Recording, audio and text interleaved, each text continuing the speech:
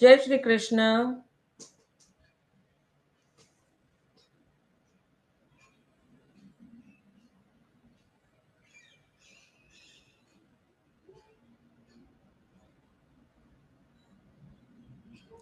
Kriti ji,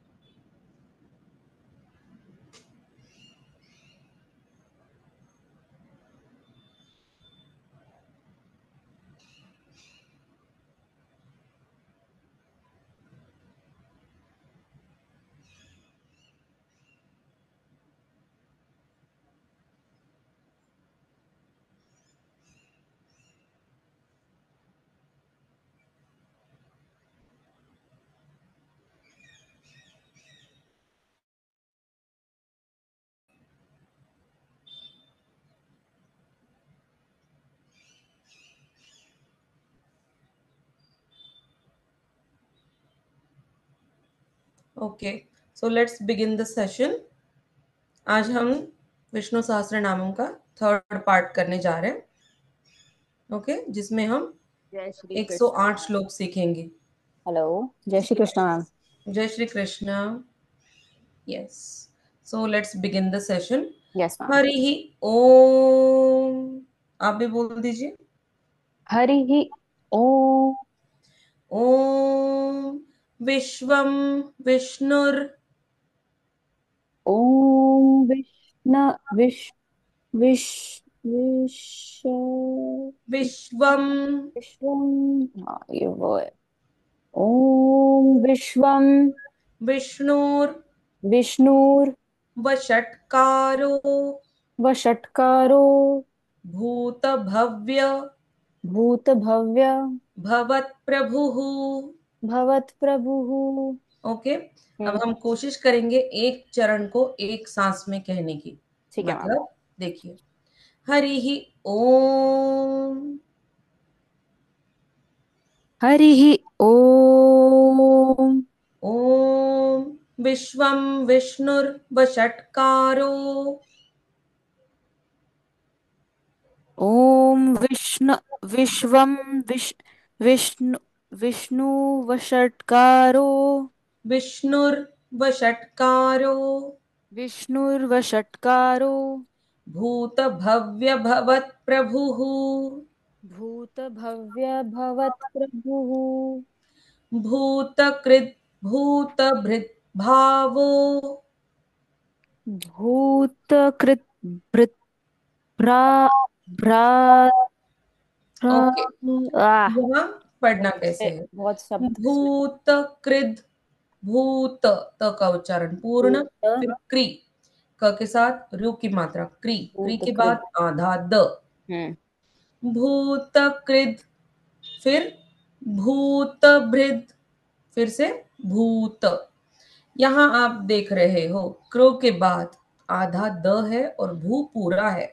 ma'am ma'am can you just give me 1 second, 1 second please. Okay,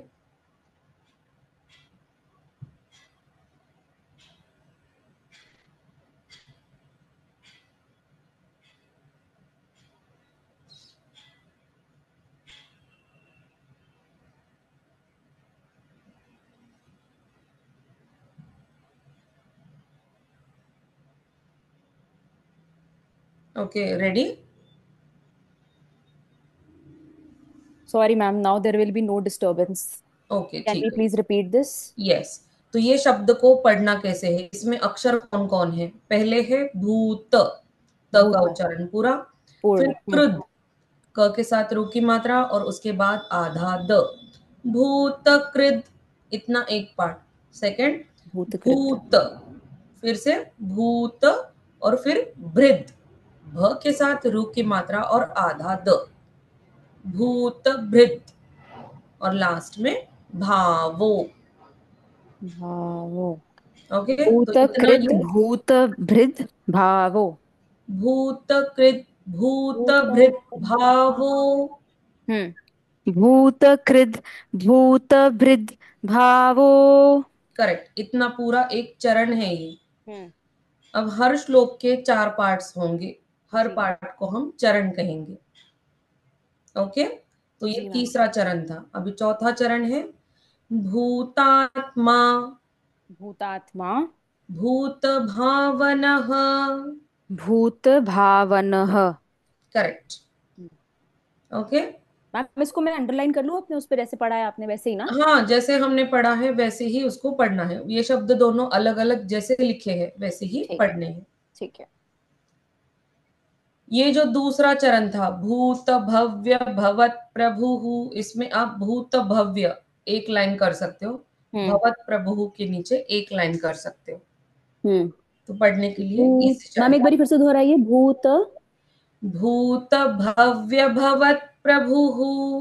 भूत भव्य भवत। इसको दो में दो पार्ट्स में कर लेती हूँ। 2 पार्ट्स में कर सकते हैं इसको। और ठीक। ये जो तीसरा चरण था जी। भूतकृत हम्म। भूतभृत भावो, 3 हम्म। पार्ट्स में कर सकते हैं हम इसको। हम्म। ठीक है। भूतकृत पहला पार्ट, जी। भूतभृत दूसरा पार्ट और भावो भावो को हम दूसरा तीसरे पार्ट। पार्ट में तीसरे पढ़ पार्ट में। सकते हैं। जी। लेकिन याद रखना है, एक सांस में एक चरण, मतलब पूरा श्लोक कहने के लिए हमको हम्म। 4 सांसें यूज करनी है, हम्म। तभी वो ठीक से प्राणायाम होगा। ओके। एक बार ये श्लोक को बोल लेते हैं, उसका मीनिंग समझ लेते हैं। ठीक है मैम। हरि ओम। हरिः ओम। ओम विश्वं विष्णुर्वषट्कारो ओम विश्वम विष्णु विष्णु विष्णु विष्णु विष्णुर विष्णुर। विष्णुर विष्णुर। व के ऊपर जो रेफ की रव मात्रा की मात्रा है, विष्णुर है। विष्णुर। मैम एक तो ये जब इसमें ओम दो दो बारी ओम आ गया ना, इससे मेरे को डिस्ट्रैक्शन हो गई थोड़ी। कोई बात ओम विश्वं विष्णुर्वषट्कारो नहीं। ओम विश्वम विश why am I not able to get it? विष्णुर वषट्कारो। ओम विश्वं विष्णुर्वषट्कारो विश्वम विष्णुर्वषट्कारो। भूतभव्य भवत् प्रभुः भूत भव्य भवत् प्रभुः। भूतकृत भूतभृद्भावो भूतकृद् भूतभृद् भावो। भूतात्मा भूतभावनः। भूतात्मा भूतभावनः। करेक्ट। तो विष्णुर हरि ही वषट्कारो। ओम, हरि मतलब भगवान विष्णु को, हम्म। हरि ही ओम। और ओम ये जो है वो स्पिरिचुअल साउंड है, ये बहुत पवित्र ध्वनि है। जी। इसीलिए ये जो विष्णु सहस्त्र नामम है, इसी ओम के उच्चारण से ही इसका पहला श्लोक शुरू होता है, यहाँ से जहां हम प्रभु के 1008 नामों का उच्चारण करने जा रहे हैं। पहला नाम है उनका विश्वम, यानी ब्रह्मांड। ये सारा ब्रह्मांड जिनके अंदर है वो है विश्वम, इसलिए उनको विश्वम बोला गया है। फिर विष्णुर मतलब जिनके अंदर सारे जीव व्याप्त है, जिनके अंदर से ही सारे ये उत्पन्न होते हैं, इसलिए उनको विष्णुर ऐसे बोला जाता है। उसके बाद वषट्कारो, जिनके लिए यज्ञ किए जाते हैं और यज्ञों में बोले जाने वाले श्लोक जिनके लिए होते हैं, वो है वषट्कारो, मतलब भगवान विष्णु का एक नाम। यज्ञ करते समय हम यज्ञीय श्लोक जो बोलते हैं, इसलिए उनको वषट्कारो ऐसे बोला जाता है। फिर भूत भव्य भवत प्रभु, जिनको पास्ट प्रेजेंट और फ्यूचर तीनों के बारे में पूरा ज्ञान है, जो इन तीनों कालों के स्वामी हैं, इसलिए उनको भूत भव्य भवत प्रभु बोला जाता है। आगे भूतकृत मतलब ब्रह्मांड में सभी अस्तित्वों के वो निर्माता है, इसलिए उनको भूतकृत बोला जाता है। बाद में भूत भृत, इस ब्रह्मांड का पालन पोषण जो करते हैं वो है भगवान विष्णु, इसलिए उनको भूत भृत बोला जाता है। तीसरा शब्द है इसमें भाव। वो भाव जिनका बहुत शुद्ध है, जिनका अस्तित्व बहुत शुद्ध है, इसलिए उनको भाव ऐसे बोला जाता है। आगे भूतात्मा, जो सारे प्राणियों का सार है। मॉरल ऑफ द स्टोरी, सारे प्राणी उन्हीं से उत्पन्न होते हैं, इसलिए उनको भूतात्मा, मतलब सारे प्राणियों की जो आत्मा है वो सारी आत्माएं इस परम पिता परमात्मा के अंश है। मतलब हमसे भी बड़ी आत्मा है जो बहुत शक्तिशाली है, उन्हें कहते हैं भूतात्मा। और लास्ट में भूत भावनः, जो सभी तत्वों की भी उत्पत्ति करते हैं और जिनका पालन पोषण भी करते हैं। कितने तत्व है ऐसे? बेसिकली 5 तत्व है, द 5 एलिमेंट्स। हम्म। पृथ्वी, जल, आकाश, वायु और अग्नि। हम्म। इन पांचों तत्वों का भी उत्पत्ति किससे होता है? वो भगवान विष्णु से ही होता है, इसलिए उनको भूत भावना ऐसे बोला गया है। हम्म। ये इस श्लोक का मीनिंग है, जिसमें हम समझ रहे हैं कि भगवान विष्णु का रोल क्या है। परमपिता परमात्मा है, सारे जीवों की उत्पत्ति है, सारे तत्वों की उत्पत्ति है, तीनों कालों का उनको ज्ञान है। इस तरह से वो पूरे ब्रह्मांड का पालन पोषण भी करते हैं।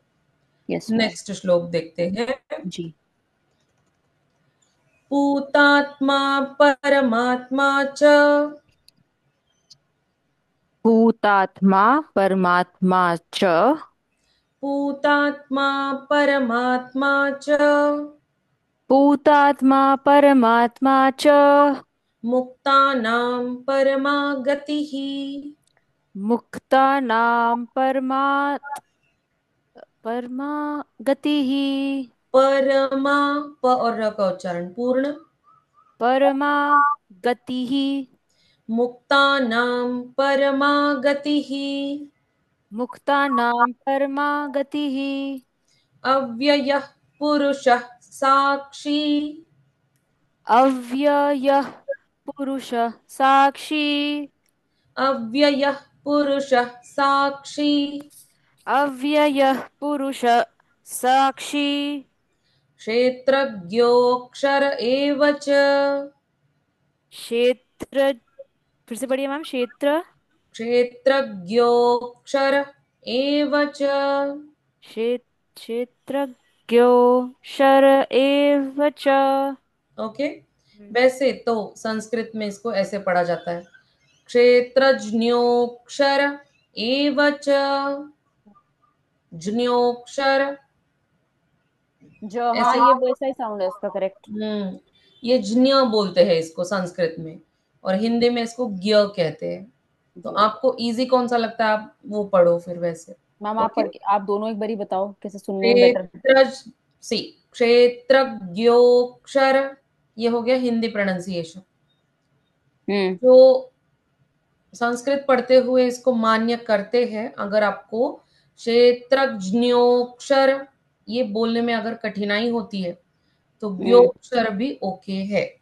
हाँ मैम, आई थिंक फर्स्ट वाला इजी है थोड़ा बोलने में। क्षेत्रज्ञोक्षर एव च।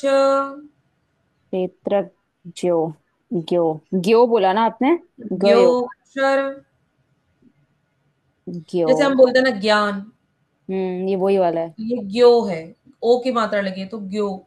ज्यो, ज्यो शर। ज्ञोक्षर। ज्यो, हाँ, क का साउंड भी आएगा, ज्योक्षर। Okay, yes. इसका मीनिंग समझ लेते हैं। पूतात्मा, वो जिसका स्वभाव बहुत पवित्रता वाला है।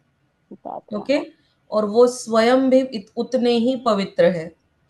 ना तो वो विचारों से मलिन होते हैं, ना कर्मों से, ना किसी और तत्वों से, ना किसी और चीज से। वो कभी मलिन हो ही नहीं सकते, he is always a pure form, इसलिए पूतात्मा। फिर परमात्मा च, वो परमपिता परमात्मा भी है। ओके, वो सर्वोच्च आत्मा है जिसके ऊपर और कोई है ही नहीं। मुक्तानाम, जो मुक्ति का सर्वोच्च लक्ष्य है, अगर इंसान की लाइफ का कोई लक्ष्य है तो वो क्या है? मुक्ति, मोक्ष और मुक्ति। तो वो मुक्ति अगर पानी है तो उसमें हमको किसकी आवश्यकता लगेगी? कौन ऐसी शक्ति प्रदान करेगा हमको कि हम ये जन्म और मृत्यु के चक्कर से या फिर हम दुख दर्दों से मुक्ति पा सकते? कैसे पा सकते हैं? भगवान का नाम लेकर ही। किस भगवान का? उसी परमपिता परमात्मा का। अब भगवान अगर हम यहाँ कहते तो ये जो भगवान जितने हमको पता है, इतने सारे भगवान हैं, लेकिन ये सब सिर्फ उनके रूप है अलग अलग। उन्होंने ये हमको ऑप्शंस दिए हैं। क्यों? क्योंकि अगर उस निर्गुण निराकार परमात्मा की अगर हम भक्ति करेंगे तो जो हमको दिखाई नहीं देते, जिसके कोई गुण भी नहीं है कि हम उसको समझ सके, तो उनकी भक्ति हम कैसे करेंगे?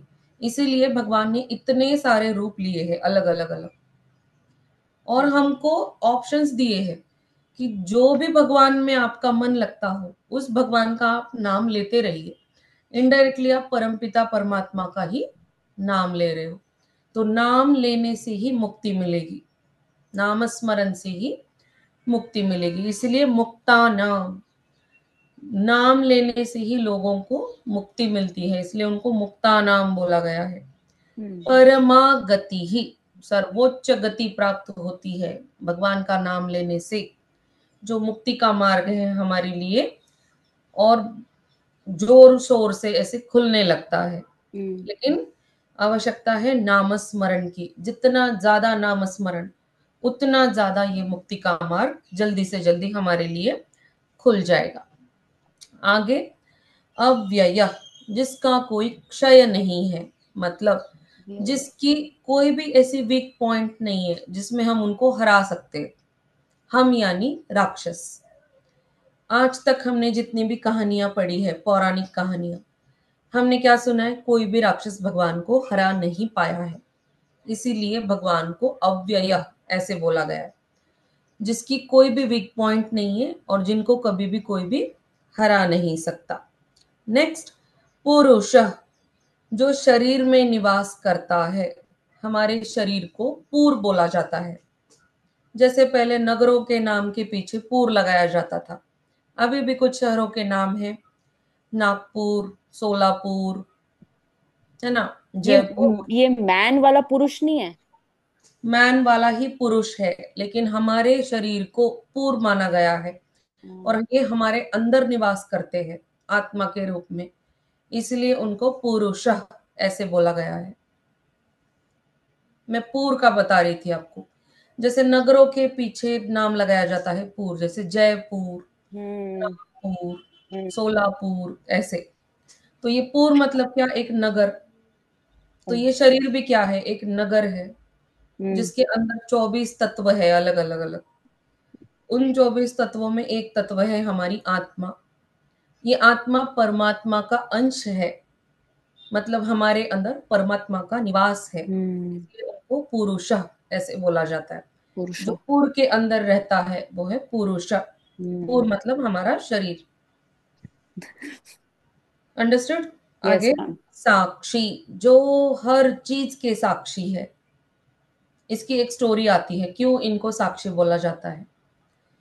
जगन्नाथपुरी की एक स्टोरी है, जहाँ एक भक्त होते हैं, उनको वो एक इंसान के घर में काम करते हैं, और एक बार वृंदावन के लिए यात्रा निकलती है, तो वो इंसान उस यात्रा में सबके साथ जाते हैं और सबकी मदद करते हैं। तो जिसके घर में वो काम कर रहे होते हैं वो उसकी सेवा देखकर प्रसन्न हो जाते हैं और कहते हैं कि मैं अपनी बेटी का ब्याह तुम्हारे साथ करूंगा। और ऐसा वचन वो वृंदावन पहुंचने के बाद कृष्ण भगवान के मंदिर में उनको वचन देते हैं कि मैं तुम्हारी सेवा से बहुत खुश हूं और मैं अपनी बेटी का ब्याह तुम्हारे साथ करूंगा। और फिर वो इंसान बोलता है कि देखो, कृष्ण भगवान इस बात के साक्षी है। आप अपने गांव पुरी में जाकर फिर बदलना नहीं और बोलना नहीं कि मैंने ऐसा कुछ बोला ही नहीं करके। तो जब वो लोग सब वापस आ जाते, तो वो घर में सबको बताते कि ये जो सेवक है हमारा, मुझे इसने अच्छी सेवा की है मेरी यात्रा में, इसलिए मैं मेरी बेटी का ब्याह इसके साथ करना चाहता हूँ। घर वाले कहते कहीं आप पागल तो नहीं हो गए, सेवक के साथ कोई बेटी का ब्याह कराता है? अपनी बेटी के लिए तो ऊंचा खानदान देखना चाहिए। ऐसे सेवक के साथ कौन शादी करवाता है? तो फिर वो इंसान, वो जो मालिक है अपने सेवक से बोलते कि मैंने तो ऐसा कुछ बोला ही नहीं, मैं मेरी बेटी का ब्याह तुम्हारे साथ नहीं करा सकता। और वो जो सेवक होता है वो बहुत दुखी हो जाता है। वो कहता है कि कृष्ण भगवान साक्षी थे, आपने उनके सामने बोला कि आप बेटी का ब्याह मुझसे कराओगे, और आप ऐसे कैसे पलट सकते हो? तो वो जो मालिक है वो अपनी बात मानने को तैयार ही नहीं, क्योंकि घर वाले उनको प्रेशराइज कर रहे कि ऐसे बेटी का ब्याह सेवक के साथ नहीं करना चाहिए करके। तो वो जो सेवक है वो सरपंच के पास जाता है और बोलता है, पूरी कहानी बताता है क्या हुआ क्या नहीं। सेवक को सब लोग सुनते हैं, सेवक की बात सब लोग उस पर हंसते हैं कि तुमको सपना आया होगा, कोई मालिक अपने सेवक के साथ अपनी बेटी का ब्याह क्यों कराएगा? तो सब उसी को दोषी ठहराते हैं कि तुम कुछ तो इसमें मतलब तुम्हारा प्लान है, इसलिए तुम ऐसी झूठी बातें फैला रहे हो, अपने मालिक का नाम तुम खराब कर रहे हो। इसके बाद वो बहुत दुखी हो जाता है। फिर भी सरपंच और बाकी के जो पंच के जो बाकी के लोग होते हैं पंच समिति के, वो लोग कहते कि अगर तुम कह रहे हो कि कृष्ण भगवान इस बात के साक्षी थे, तो लेकर आओ उनको यहाँ पर, उनको साक्ष्य देने दो, फिर हम कहेंगे कि हाँ तुम्हारी बात में सच्चाई है। तो वो फिर से वृंदावन चला जाता है, बहुत विन्नत करता है भगवान से कि आपको मेरे लिए आना ही पड़ेगा, और ये मेरे भक्ति पर भी सवाल है, और मेरे जो वचन दिया है मेरे मालिक ने उस पर भी ये बहुत बड़ा सवाल है, मेरे जीवन मरण का प्रश्न आया है इस पर। भगवान प्रकट हो जाते हैं उसके सामने और बोलते, एक कंडीशन पे आऊंगा मैं, यहां से हम जब पुरी के लिए चलेंगे, तुम मेरे आगे आगे चलना, मैं तुम्हारे पीछे पीछे चलूंगा, पूरे रास्ते में एक बार भी पीछे नहीं पलटना। अगर तुम पीछे पलटे तो मैं वही मूर्ति स्वरूप में हो जाऊंगा और वहीं बस जाऊंगा, मैं तुम्हारे साथ आगे नहीं आऊंगा। तो वो सेवक कहता है ठीक है, कंडीशन मान्य है, चलिए मेरे साथ। दोनों निकलते हैं। जैसे ही पूरा सफर होने लगता है, पूरी बस अभी 10-15 किलोमीटर रह गया, और रास्ते में वो भगवान से बातें करते करते आता है। भगवान भी उसको बारे में कुछ बहुत सारी चीजें पूछते हैं, दोनों में वार्ता होती रहती है। और बीच बीच में भगवान बात भी नहीं करते, तो उसको लगता है कि थक गए होंगे इसलिए बात नहीं कर रहे, लेकिन उनके पैरों की नुपुरों की आवाज उसको आ रही थी। तो उसको ये तसल्ली थी कि हाँ, कृष्ण भगवान मेरे पीछे पीछे ही चल रहे हैं। नुपुरु क्या जब होता है? पायल, पैर की ओ। पायल, भगवान जी पहनते हैं ना पैर में पायल ऐसे, यशोदा मैया भगवान जी को पहनाती थी पायल, तो अभी भी मंदिरों में वो पायल पहनाई जाती है कृष्ण भगवान को। तो उसको वो संस्कृत में से नूपुर कहते हैं। तो नूपुरों की आवाज आती थी, इसलिए उसको पता चल रहा था कि हाँ भगवान मेरे पीछे पीछे चल रहे हैं। जैसे जैसे जैसे पूरी पास में आ रहा था, नूपुरों की आवाज भी कम कम कम होने लगी। एक मोमेंट तो ऐसा आया कि कोई आवाज नहीं आ रही है, ना भगवान बात कर रहे, ना नूपुरों की आवाज आ रही है, ना उनके आभूषणों की आवाज आ रही है, जो दूसरा ज्वेलरी भी उन्होंने पहना था, और वस्त्रों की भी कोई आवाज नहीं हो रही है, कुछ आवाज नहीं हो रही है। ये भगवान एक्चुअली उनकी परीक्षा ले रहे थे। और बस 10-15 किलोमीटर रह गया और उसको आवाज नहीं आ रही है सेवक को। वो हो गया परेशान, उसको लगा कहीं भगवान रुक तो नहीं गए रास्ते में। इतना वृंदावन से जगन्नाथपुरी तक, गुजरात से लेके उड़ीसा तक मैंने उनको चलाया है, कहीं थक के विश्राम तो नहीं करने लगे, और मैं उनको छोड़ के आगे तो नहीं निकल गया। इतना परेशान होता, इतनी सारे विचार उसके मन में चल रहे होते हैं, इतने विचारों में वो रुक जाता है और पीछे पलट जाता है। ऐसे ही पीछे जैसे पलटा, भगवान मूर्ति स्वरूप में वहीं स्थापित हो जाते हैं। इतना रोता है, इतना रोता है, फिर गांव चला जाता है। वहां से सारे लोगों को, सरपंच को, पंच समिति को, अपने मालिक को, उनके घर वालों को, सबको लेकर उस स्थान पर पहुंच जाता है जहां भगवान मूर्ति स्वरूप बन गए हैं।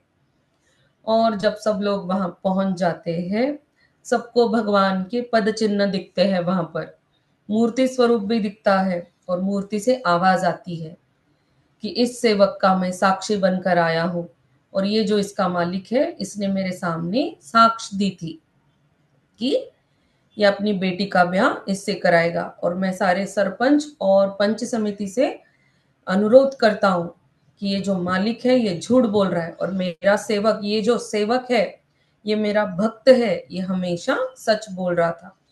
और इस तरह से भगवान का नाम हो गया साक्षी गोपाल। तो ये साक्षी वर्ड इसलिए भगवान को यहाँ यूज होता है। तो हम्म। ये ओडिशा के उस सेवक की कहानी है। मैम पर पॉइंट तो यही था ना कि अगर वो मूर्ति बन जाते फिर मूर्ति कैसे बात कर सकती है, फिर भी उन्होंने उसका साथ भक्त क्यों की दिया? परीक्षा थी वो, और भक्त की भक्ति इतना ज्यादा लेवल तक थी कि भगवान खुद चलकर उनके साथ आए हैं। और भक्त की वो परीक्षा देख रहे थे कि अगर मैं कुछ आवाज ना करूं तो ये क्या करेगा। तो वो पलट गया, तो भगवान मूर्ति स्वरूप तो हो गए, उन्होंने तो वो कंडीशन अप्लाई कर दी, लेकिन उतना वहां तक वो लेकर आया है भगवान को, उसकी भक्ति की वजह से तो भगवान वहां से निकले। हम्म। वो सच्चा भक्त था, वो झूठ नहीं बोल रहा था, और आजीवन उसने धर्म के साथ ही अपना जीवन व्यतीत किया है। वो जिस मालिक के घर काम करता था वो पूरी सच्चाई के साथ काम करता था, प्लस वो भगवान का भक्त था, हमेशा वो नाम स्मरण, नाम चिंतन में रहता था। हम्म। इसलिए भगवान उसकी मदद करने के लिए वहां तक आ गए। लेकिन जब मूर्ति स्वरूप भी बने, फिर भी भगवान ने उसका साथ अपनी दिया। आवाज से वहां से लोगों को, मतलब संकेत तो कर दिया कि ये झूठा नहीं है, हम्म। इसकी भक्ति से प्रसन्न होकर मैं यहाँ आया हूँ। और फिर उसी के हाथों से यहाँ पर मंदिर बनवाओ कहते हैं, और एक पुजारी होते हैं। ये एक्चुअली दो कथाएं हैं यहाँ पर। एक पुजारी भी होते हैं उड़ीसा में जो बहुत बूढ़े हो चुके होते हैं, और वो सेवा नहीं कर पा रहे होते, लेकिन उन्होंने खुद को वचन दिया था कि मृत्यु से एक क्षण पहले तक वो भगवान की सेवा करेंगे। इसीलिए उनको सेवा कराने के लिए जो जिस मंदिर के वो पुजारी थे, वहां के लोगों ने उनको आराम करने के लिए घर पे भेज दिया कि अब आपकी उम्र हो चुकी है, आप नहीं कर पा रहे हो सेवा भगवान की। जब वो आरती की थाल से आरती करती तो आरती नीचे गिर जाती है उनके हाथों से, तो हम्म। वो नहीं कर पा रहे थे सेवा ठीक से। तो मंदिर के सदस्यों ने उनको घर बिठा दिया। तो इतना रोते वो, इतना रोते, और वो उन्होंने अपने लाइफ में प्रण लिया था कि मृत्यु के एक क्षण पहले तक मैं भगवान की सेवा करूंगा मंदिर जाकर। इसीलिए भगवान मूर्ति स्वरूप बनकर अपना मंदिर बनवाते हैं वो सेवक के हाथों से, और वो सेवक को सपने में संकेत देते हैं कि वो जो पुजारी है जिनको मंदिर की समिति ने घर बिठा दिया है, उन्हीं पुजारी के हाथों से मेरे मंदिर में हर रोज मेरी पूजा होगी, तुम ये संदेश उन पुजारी तक पहुंचा दो। इस तरह से भगवान ने दो भक्तों की मनोकामना हम्म। पूर्ण की यहाँ पर, साक्षी गोपाल रूप बनकर। वो साक्षी। सेवक का भी हो गया काम, साक्षी बनकर उसकी, और पुजारी को भी अपना सेपरेट मंदिर दे दिया भगवान ने, मतलब सेवा करने के लिए हम्म। मन चाहे उतनी सेवा कर लो। और एक दिन ऐसा होता है, आरती हो जाती है, भोग लगता है भगवान को, प्रसाद बांटते बांटते उनकी मृत्यु हो जाती है। तो साक्षी गोपाल ये जो मंदिर है ओडिशा में, जगन्नाथपुरी से आई थिंक कुछ 15-20 किलोमीटर दूरी पे वो मंदिर है। हम्म। तो वो पुजारी और वो सेवक दोनों का भक्ति का ये परीक्षा था ऐसे, और भगवान ने दोनों की मनोकामना पूर्ण की है। आगे हम्म। देखते हैं, क्षेत्रज्ञोक्षर एवच। ये जो हमारा शरीर है, ये जो शरीर है हमारा, इसको हम कहते हैं क्षेत्र। और ज्ञोक्षर, इस शरीर के बारे में जिसको पूरा ज्ञान है। आप कभी सोचे हो कि अपना शरीर ऐसे ही क्यों बनाया है भगवान ने? हम्म। इतना इसमें स्पिरिचुअल और साइंस दोनों भी कनेक्शन है। आपको पता है आपकी बॉडी के हर पार्ट का ऑपरेशन हो सकता है। आप, अगर किसी इंसान को कुछ तकलीफ है तो ऑपरेशन और मेडिकेशन से हर एक ऑर्गन को क्योर किया जा सकता है। लेकिन हमारा अगर स्पाइनल कॉर्ड अगर इंजोर होता है तो उसको कोई क्योर नहीं कर सकता। क्यों? क्योंकि ये जो परब्रह्म तत्व है, परमात्मा, और जिसका अंश है हम, आत्मा स्वरूप, ये हमारी रीढ़ की हड्डी, हमारी स्पाइनल कॉर्ड, इसमें इनका वास होता है। हम्म। लोग कहते हैं हमारी आत्मा हमारी बॉडी में कहाँ होती है, तो ये बोन्स में एक पॉइंट है, एकदम हमारे हेड के पीछे जहां से ये स्पाइनल कॉर्ड शुरू होता है, हम्म। उसको कहते हैं शिव। शिवलिंग का जो फॉर्म है, जैसा स्वरूप है उसका, वही स्वरूप का बोन होता है हमारे स्टार्टिंग में, स्पाइनल कॉर्ड की स्टार्टिंग में। और माना जाता है आत्मा का जो स्थान है, ये तो दो भ्रुकुटी के अंदर यानी सेंटर में, या हम्म। फिर वहां।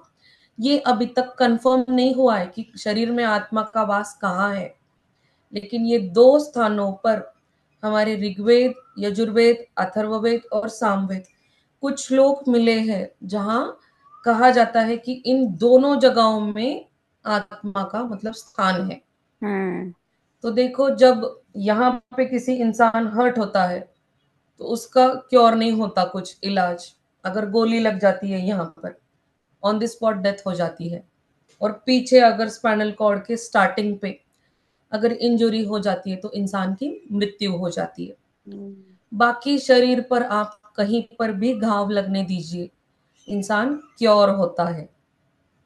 लेकिन ये दो स्थान ऐसे हैं जहां इंसान की इमीडिएट मृत्यु हो जाती है, मतलब आत्मा को ठेस पहुंचती है वहां पर। तो क्षेत्रज्ञोक्षर, क्षेत्र मतलब हमारा शरीर, और भगवान ऐसे है जो हमारे शरीर के नस नस को बहुत अच्छी तरह से जानते हैं, हम्म। और उनको पता है कि इसका विनाश कैसे करना है। हम्म। ओके। यस।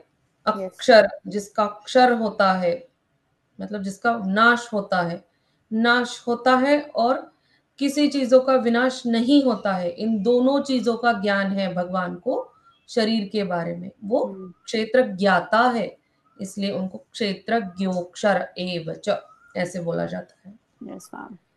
ये श्लोक को एक बार बोल लेते हैं, एक चरण एक सांस में।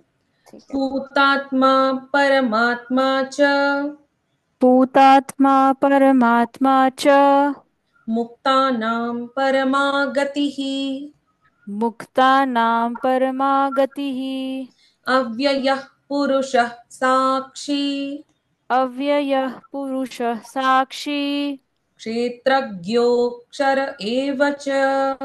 क्षेत्रज्ञो शर एव च क्षेत्रज्ञोऽक्षर एव च। क्षे- क्षेत्रज्ञोक्षर एव च ज्ञोऽक्षर, क्ष और र का उच्चारण पूर्ण करना है। ज्ञो ज्ञो ज्ञोऽक्षर ज्ञोक्षर एव एव च। च एव ए का च उच्चारण दीर्घ, लॉन्ग साउंड, व और च का उच्चारण पूर्ण। एव च ओके। अगला श्लोक देखेंगे, श्लोक नंबर 3। योगो योगो योगविदां नेता योगो योगो विदाम नेता योगो योगविदां नेता योगो योग विदाम नेता दाम प्रधान पुरुषेश्वरः प्रधान पुरुषेश्वरः प्रधान पुरुषेश्वरः प्रधान पुरुषेश्वरः नारसिंह वपुः श्रीमान् नारसिंह वपुः श्रीमान् नारसिंह वपुः श्रीमान् नारसिंह मैम ये सिंह वाली कल वाली साउंड है क्या स्यों सिंह, स- करेक्ट। हाँ स्यों वाली ना हम्म। नारस्वे स्वेह वश सिंह, सिंह, स्यूह नारस्यूह वपुः श्रीमान् केशवः पुरुषोत्तमः केशवः केशवः पुरुषोत्तमं मः केशवः पुरुषोत्तमः। केशवः पुरुषोत्तमः ओके। योगो, जो योग से प्राप्त किया जा सकता है, हम योगा। कहते हैं योगा। हाँ, योग या इंग्लिश में योगा। हम उसको योगा कहते हैं, हम्म। गलत प्रोनाउंसिएशन है। योगो। सही प्रोनाउंसिएशन है योग। तो हम्म। योगो मतलब जिसको योग की क्रियाओं से प्राप्त किया जा सकता है। हम्म। ये जो हम आसन करते हैं, ये योग का एक प्रकार है। पद्मासन, शीर्षासन, ये जो अलग अलग आसन करते हैं हम, ये हम्म। योग का एक प्रकार है। बाकी मेडिटेशन और ध्यान ये दो प्रकार है और योग साधना के। और हम्म। एक साधना होती है जिसमें भगवान के नामों के उच्चारण होते हैं, या तो मंत्र के रूप में या फिर सिंगल सिंगल नाम, जैसे केशवाय नमः, माधवाय नमः, गोविंदाय नमः, ऐसे नामों से हम मेडिटेशन करते हैं मन के मन में। हम्म। मेडिटेशन भी दो प्रकार का है, या तो आप जोर से नाम उच्चारित करो या मन ही मन में बोलकर उच्चारित करो। हम्म। तो ये योग के अलग अलग अलग प्रकार है। एक योग का प्रकार है गीता के श्लोकों को पढ़ना और विष्णु सहस्त्र नामों के श्लोकों को पढ़ना। ये भी योग का प्रकार है। क्यों? क्योंकि इसमें हम भगवान के नाम लेते हैं, भगवान के नाम उच्चारित होते हैं। हम्म। तो योगो मतलब भगवान को हम योग क्रियाओं से प्राप्त कर सकते हैं। समझ रहे हैं? Yes ma'am. तो ये श्लोक बोलना मतलब कोई बच्चों के खेलने वाला काम नहीं है ऐसे। ये हम हम्म। योग क्रिया कर रहे हैं, हम्म। इसलिए हमारा कंसंट्रेशन होना जरूरी है, शुद्धता होना जरूरी है, शांत जगह पर बैठकर ही इसका पाठ करना जरूरी है। जरूरी है। आगे, योग विदाम, जो योग में उत्स्फूर्त होते हैं लोग, योग विदाम मतलब इतना योग में स्थित हो जाते हैं लोग कि भगवान को अपना स्वामी मानते हैं और किसी चीज में उनका कोई ध्यान नहीं होता, सिर्फ हम्म। योग क्रियाएं और पूरा केंद्र, पूरा ध्यान भगवान पर है। और नेता, तो जो भगवान को अपना नेता मतलब अपना स्वामी मानते हैं और इन हम्म। योग क्रियाओं को पूरे डिवोशन के साथ करते हैं, तो भगवान उनको प्राप्त हो जाते हैं। या। योगो योग विदाम नेता, तो प्योर डिवोशन की आवश्यकता है यहाँ पर। हम्म। आगे, प्रधान पुरुषेश्वर, तो पुरुष मतलब यहाँ पर जीव यानी हम, प्रधान हम्म। मतलब प्रकृति, ये जो सृष्टि है, यूनिवर्स है। तो यूनिवर्स और जीव, पुरुषेश्वर, पुरुष प्लस ईश्वर, इस प्रकृति के, इस पुरुष के यानी इन जीवों के, सारे प्रकृति और सारे जीवों के ईश्वर कौन है? वो है भगवान विष्णु। विष्णु। इसलिए उनको प्रधान पुरुषेश्वर। प्रकृति मतलब ये सृष्टि, नेचर, हम्म। भूदेवी, ये आकाश, सूर्य, चंद्र, सब कुछ, ये प्रकृति में सब कुछ आता है ये।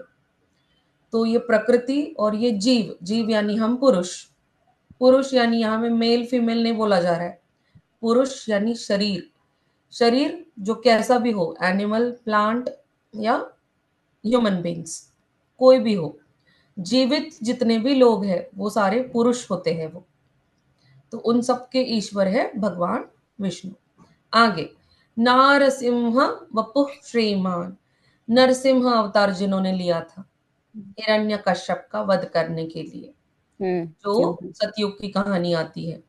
प्रहलाद महाराज जो हिरण्यकश्यप के पुत्र बनकर आए थे, लेकिन हृदय से पूरे वैष्णव थे, मतलब हमेशा विष्णु भगवान की भक्ति में लीन थे। हम्म। लेकिन हिरण्यकश्यप को यह मान्य नहीं था, तो उन्होंने अपने ही बेटे को कितने तरीकों से मारने की कोशिश की, जीवित हानि पहुंचाने की कोशिश की। हम्म। और जब एंड में वो मार ना सके अपने बच्चे को, और एक दिन गुस्से में आकर बोले, क्या तेरा भगवान स्तंभ के अंदर है, इस हम्म। पिलर के अंदर है? तो प्रहलाद महाराज की भक्ति का टेस्टिंग हुआ। उन्होंने एक क्षण का विलंब ना करते हुए बोला, हाँ हम्म। मेरे भगवान यहाँ प्रेजेंट है। और अपनी भक्त की बात रखने के लिए भगवान को आना ही पड़ा, उस स्तंभ से यस। वो निकले। जब निकले तो किस रूप में निकले? फेस सिंह का है, सिंह, और बॉडी इंसानों वाली है, देवता वाली बॉडी है। क्यों उन्होंने ऐसी बॉडी ली? क्यों ऐसा अवतार है? क्योंकि हिरण्यकश्यप को ब्रह्मा जी से वरदान था। वो मारने की सारी जो उनकी वो थी। टर्म्स एंड कंडीशंस इतनी हम्म। डाली थी कि मुझे ये ना मार सके, वो ना मार सके, यहाँ ना मार सके, वहां ना मार सके। यस। इतनी सारी कंडीशंस उन्होंने रखी थी। हम्म। सारी कंडीशंस को फुलफिल करते हुए नरसिम्हा भगवान ने उनको, हिरण्यकश्यप को, महल की दहलीज पर बिठाए हो खुद बैठ गए। हिरण्यकश्यप को अपनी मांडी पे लिया, ना पृथ्वी पे ना जमीन पर, ना स्वर्ग में ना नरक में, ऐसे बीच में है वो।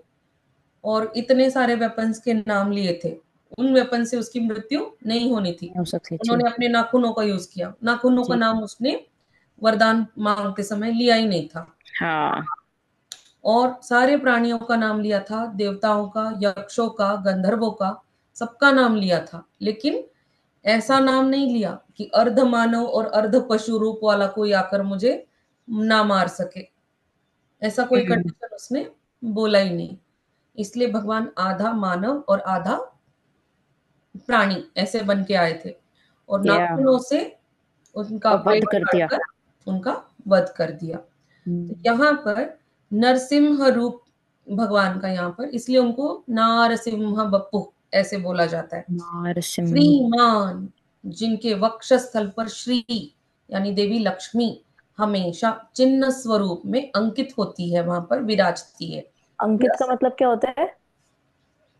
जैसे टैटू हम गोंदवाते हैं, वैसे मार्क। अंकित है वो चिन्ह यहाँ पर। ओके। वो प्रेजेंट है, वो चिन्ह वहां से कभी मिटता नहीं। हम्म।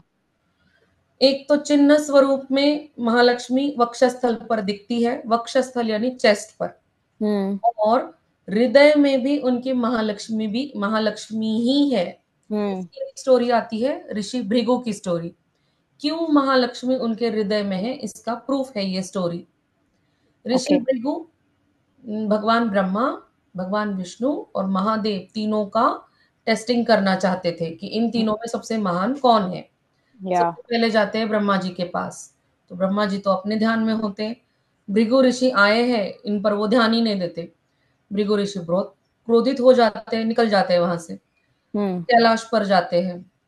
महादेव को मिलते हैं, वो भी ध्यान में होते हैं। लेकिन देवी पार्वती उठकर उनको नमस्कार करती है, कहती है कि आपका कैसे आना हुआ, कुछ बताइए। तो वो क्रोधित हो जाते हैं, क्योंकि महादेव अपनी ध्यान से नहीं हटे, हम्म। वहां से निकल जाते। भगवान विष्णु पर उनको बहुत भरोसा था, उनको लगता है वो मेरे साथ ऐसा नहीं करेंगे, वो मेरे जाते ही उठ जाएंगे, मुझसे बात करेंगे। हम्म। भगवान विष्णु भी अपनी योग निद्रा में होते, ध्यान में होते। ये देखकर भृगु ऋषि और ज्यादा क्रोधित हो जाते, और पास जाकर अपने पैर से उनके वक्षस्थल पर लात मारते।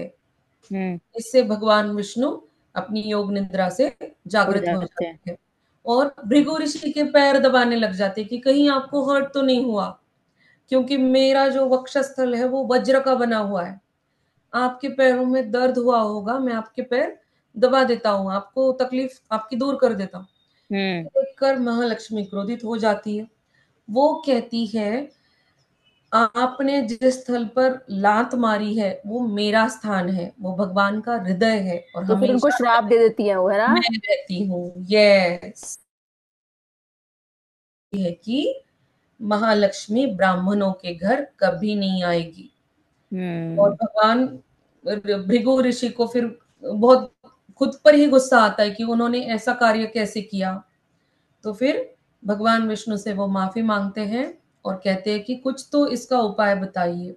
हम्म। तब महालक्ष्मी जी कहती है कि मैं ही आपके घर पुत्री बनकर आऊंगी, और अच्छा। आप मेरा विवाह वेंकटेश्वरा के साथ कर देना। कलयुग के शुरुआत में विवाह उनके साथ कर देना। Got it.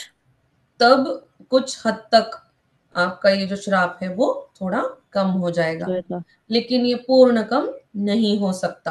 हम्म। इसीलिए तो ब्राह्मणों के पास ज्ञान है, लेकिन लक्ष्मी टिकती नहीं उनके पास। दैट्स तो व्हाई ये दे हैव टू श्रीमान, कीप। ये जो शब्द है, वक्षस्थल पर महालक्ष्मी चिन्ह के स्वरूप में अंकित है, और हृदय में भी उन्हीं का स्थान है। ये श्रीमान शब्द की दो कहानियां हैं ऐसे। जी। आगे केशवः, केशव। केशी दानव को मारा भगवान ने जब उन्होंने कृष्ण अवतार लिया था, केशव। इसलिए उनका नाम केशव हुआ। और केशव का जो सारा रक्त है, केशी का, जो घोड़ा स्वरूप में आया था, जिसको कंस मामा ने भेजा था हम्म। वृंदावन में कृष्ण भगवान को मारने के लिए, तो एक पशु की हत्या की और उसका सारा रक्त भगवान के केशों पर लग गया। हम्म। इसलिए यमुना जी प्रकट हो गई और बोली, हे नाथ, क्योंकि यमुना जी भगवान की कालिंदी नाम से वो उनकी पत्नी है, हम्म। तो कालिंदी यानी यमुना जी कहती है कि हे नाथ, आप अपना ये जो केशों पर जो रक्त लगा है केशी का, आप हम्म। मेरे पानी से खुद को स्वच्छ कर लीजिए, खुद को शुद्ध साफ कर कर लीजिए। लीजिए। इसीलिए यमुना के उस स्थान को जहां भगवान कृष्ण पुरुषोत्तम। ने अपने बाल धोए, उस स्थान को केशी घाट ऐसा नाम अच्छा। दिया गया। और वो स्थान इतना पवित्र है कि अगर वहां कोई स्नान करता है तो उसके सारे पाप धुल जाते हैं। ओके। क्योंकि भगवान मनुष्य रूप में थे, हम्म। इसलिए उन्होंने वहां पे स्नान किया और अपने रक्त से जो बाल इतने दूषित हो गए, उन्होंने खुद को शुद्ध कर लिया। हम्म। आगे पुरुषोत्तम, जो सबसे महान पुरुष है, पुरुष है। मतलब पुरुष मतलब शरीर, शरीर के अंदर आत्मा। अब हम्म। भगवान कौन है? परमात्मा है। तो परमात्मा। सबसे उत्तम पुरुष कौन है? परमात्मा। वो है परमपिता परमात्मा भगवान ये वर्ड विष्णु। तो बार बार रिपीट होता रहता है, पुरुषोत्तम यस, पुरुषोत्तम पुरुषोत्तम। इसीलिए उनको श्री कृष्ण भगवान को कहते हैं लीला पुरुषोत्तम, हम्म।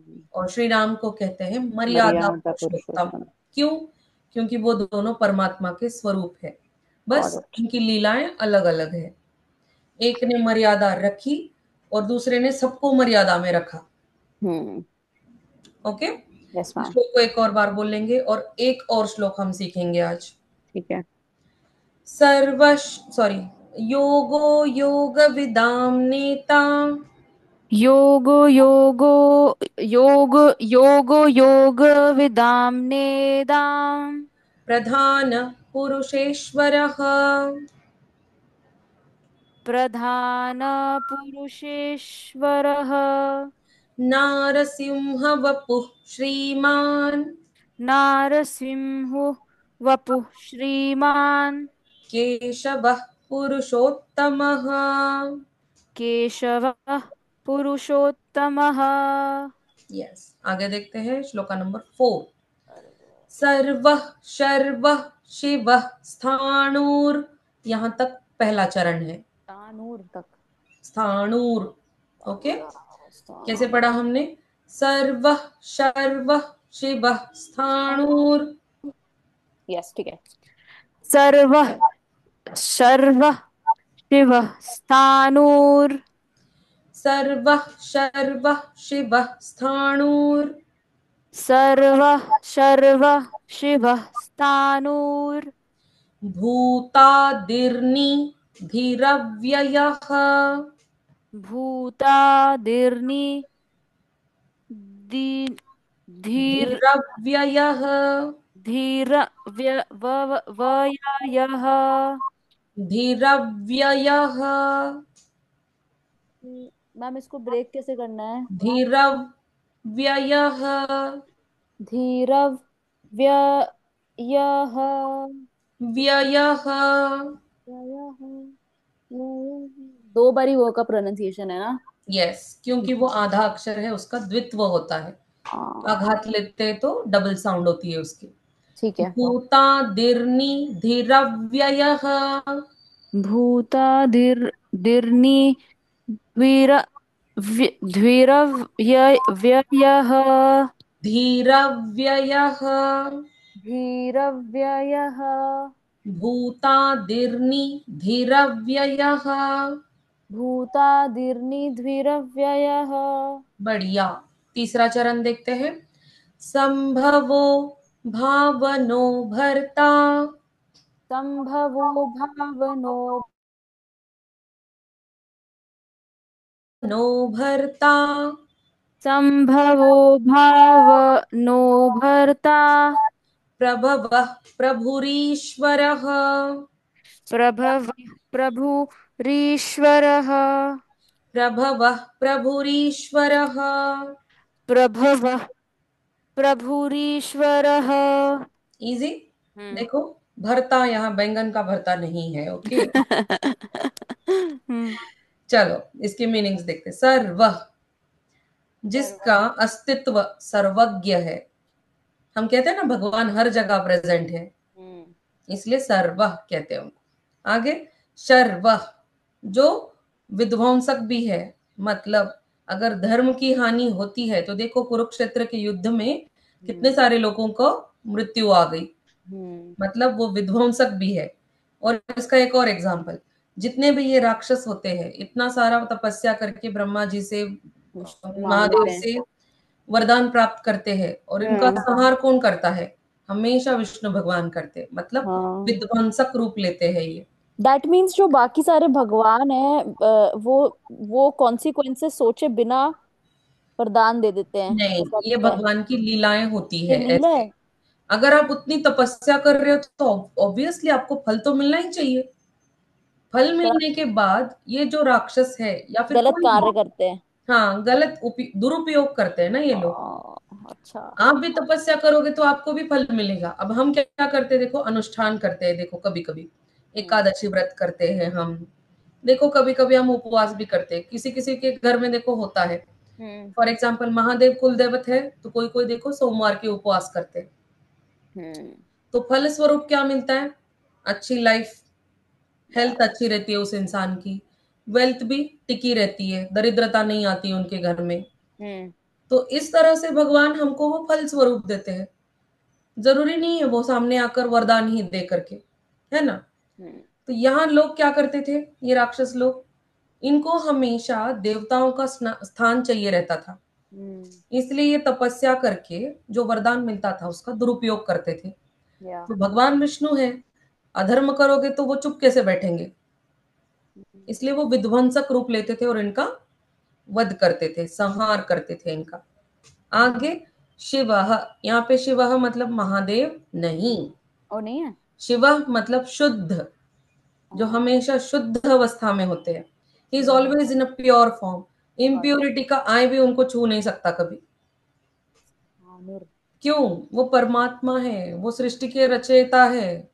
सब उनकी मर्जी से, एक पत्ता भी नहीं हिल सकता अपनी मर्जी से, हम्म। सब उनकी मर्जी से होता है, तो वो इम्प्योर कैसे हो सकते हैं? या। He is always in a pure form, विचारों से भी और अपने कर्मों से भी। हम्म। आगे, स्थाणुर, जो अचल है, अपरिवर्तनशील है।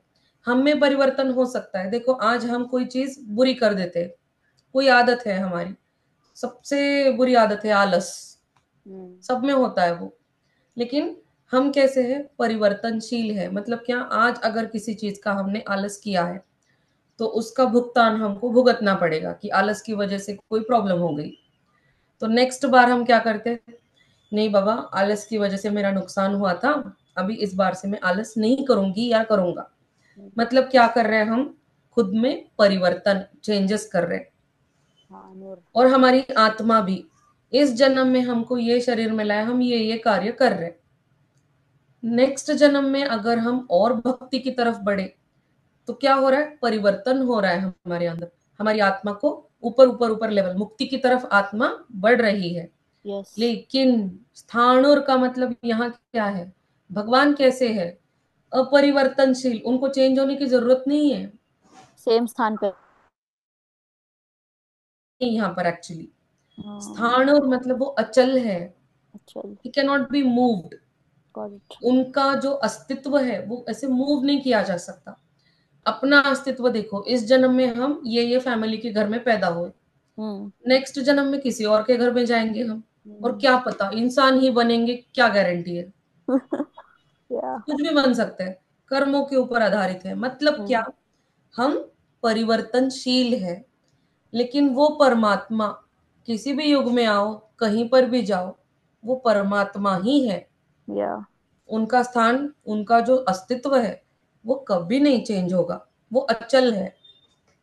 आगे, भूतादिर्नि धीरव्ययः, जो हाँ, देर। सभी तत्वों में विद्यमान है। भूतादिर्नि, सभी तत्वों में वो विद्यमान है, मतलब भू तत्व पृथ्वी, उसमें भी भगवान है। आकाश, उसमें भी है। अग्नि, पानी और वायु, हर तत्व में भगवान का प्रेजेंस है। धीरव्ययः, फिर से वो अपरिवर्तनशील और अविनाशी है, जिसका विनाश कभी नहीं हो सकता। हम्म। और प्रलय के बाद भी, प्रलय में हमारी जान चली जाती है, लेकिन भगवान वैसे के वैसे ही रहते हैं, उनके अंदर कोई चेंजेस नहीं होते। आगे, संभवो, अपनी इच्छा से वो अवतार लेते हैं, उनको कोई आदेश नहीं करता हो अवतार लेके करके, या। नहीं, उनको आदेश नहीं करना पड़ता, उनका आदेश हमको मानना पड़ता है। हम्म। इसलिए संभव, अपनी इच्छा से वो अवतार लेते हैं। या। भावनो, जो सभी जीवों के भोग के लिए उनके कर्मों का फल उत्पन्न करते हैं। हम्म। हमारे जो भी कर्म हैं वो उनके फल प्रदान करते हैं। वो फल भी वो अपनी मर्जी से नहीं दे सकते, जो आपका कर्म होगा उस हिसाब से आपको फल मिलेगा। या। सिर्फ फल देने का काम करते, क्या फल मिलेगा वो आपके कर्म पर निर्भर करता है। आगे, ब्रह्मांड की भरता, मतलब वो सारे ब्रह्मांड को आधार मानकर उसको धारण करते हैं। हम्म। जैसे मैंने बताया कि हम सब सारे जो जीव हैं वो भगवान विष्णु के अंदर प्रेजेंट होते हैं, इसलिए वो ब्रह्मांड का रूप धारण करके हमारा आधार बनते हैं वो, इसलिए उनको भरता ऐसे कहा गया है।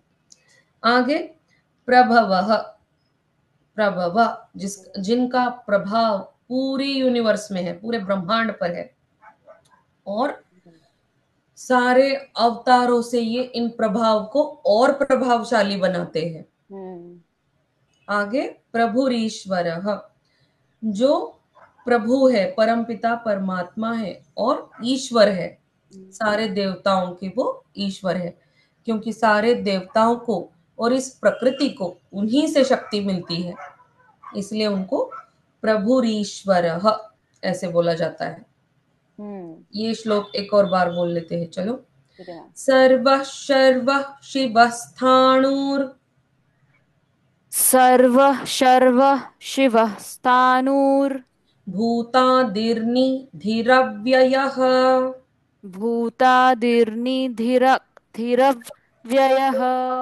संभवो भावनो भर्ता, संभवो भावनो भर्ता, प्रभवः प्रभुरीश्वरः। प्रभवः प्रभुरीश्वरः। ओके, यहाँ रुक जाते हैं आज। ठीक है मैम। और जितनी भी मैंने कहानियां बताई हैं आपको, आप हम्म। जब आपके नोट्स बनाते हो उसमें सिर्फ इतना लिख सकते हो, जैसे नरसिम्हा कहानी, साक्षी गोपाल कहानी, ऐसे, ठीक है मैम। तो वो रिकॉल हो जाता है। यस और जब मैम। आपको ये वीडियोस फिर से मिलेंगे रिकॉर्डेड, यस। तो वो रिवीजन बन जाएगा। सारे ठीक है। टेक्स्ट एंड ऑडियो मैं आज भेज देती हूँ आपके। ठीक है ma'am. Okay, okay ma'am, see you आप टुमारो। आज के श्लोकों में कोई डाउट है आपको? No ma'am. ओके, सारे प्रोनाउंसिएशंस भी clear? Yes yes. Ma'am, but कल एक बार वो मिलते वो जो सिंह वाला शब्द है ना, स्विंग, उसका हैं। उसका आप मेरे को सिंह, स्यूह स्यू स्यूह हम्म, स्यूह, उसको सिंह नहीं पढ़ना है, उसको स्यूह ही पढ़ना है। नहीं, स्यूह। स्यू, हाँ, वो जो अनुस्वार है वो अब वाऊ इमेजिन बन ही नहीं जाता है। आता मैम, वो क्या बोलूं मैं, उसको देखकर ना मेरा दिमाग वो नहीं करता, उसको एसोसिएट नहीं करता उस तो साउंड। क्या करना, व लिखना, व के नीचे हलंत रेखा, हम्म। ऊपर एक चंद्र और एक बिंदी, वो लिख कर रखना वहां पर हाँ हाँ पीडीएफ में। हाँ, ठीक है। वाऊ, ये जो अक्षर है वो लिख कर रखना वहां पर। तो स्यूह। क्या होता है, जब भी वो शब्द आया वो समझ में आता है ये अनुस्वार को वाऊ पढ़ना है करके। Yes ma'am. अनुस्वार को ऐसे एरो देना और वाऊ लिख कर रखना उसके ऊपर।